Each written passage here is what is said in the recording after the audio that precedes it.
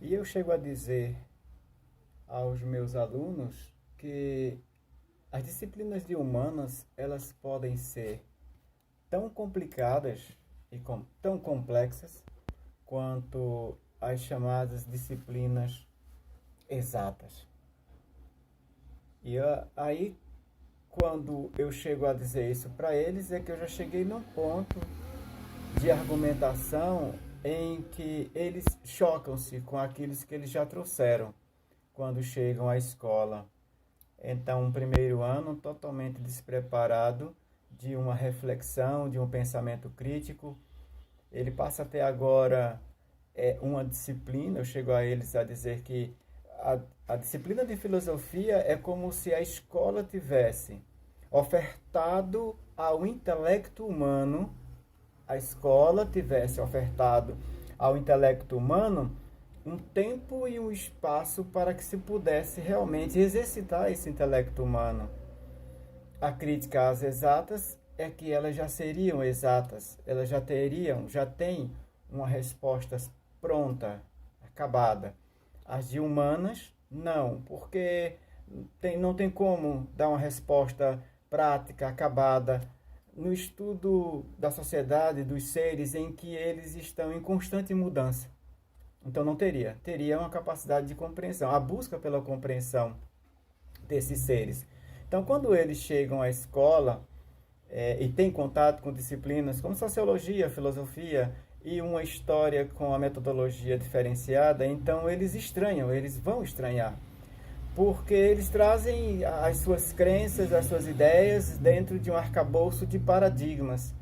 E que isso não vai, e que isso vai se desmontar dentro de uma reflexão filosófica. Então, como eles entenderem, como eles não se chocarem? Quando diz que a reflexão filosófica é o movimento pelo qual o pensamento volta-se para si mesmo. O pensamento volta-se para si mesmo, interrogando a si mesmo. Esse pensamento de quem? Deles.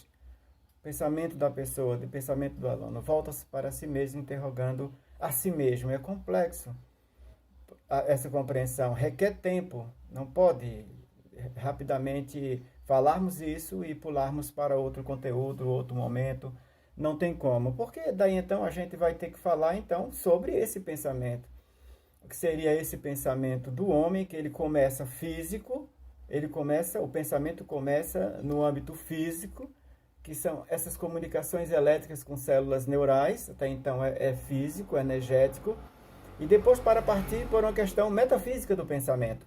E metafísica só tem filosofia. Estuda o pensamento das paixões e o pensamento e a felicidade, todas essas questões que está dentro do arcabouço mental humano, ele está dentro do âmbito da filosofia. Então esse pensamento ele vai dizer, ele vai iniciar tentando explicar que são forças psicológicas. Olha só, então quando eu começo falando em forças psicológicas para entender o que é o pensamento e para dizer para ele que a reflexão filosófica é o pensamento voltando a si mesmo, para o encontro de si mesmo, então notamos até então que essa coisa é muito complexa, que não vai dar para crianças, não vai ter espaço para crianças, a não ser seres querendo entender isso, seres querendo entender a situação. Então é um choque muito grande do que eles já traziam, ideia de mundo, de ser, de si mesmo, para o que é a reflexão filosófica.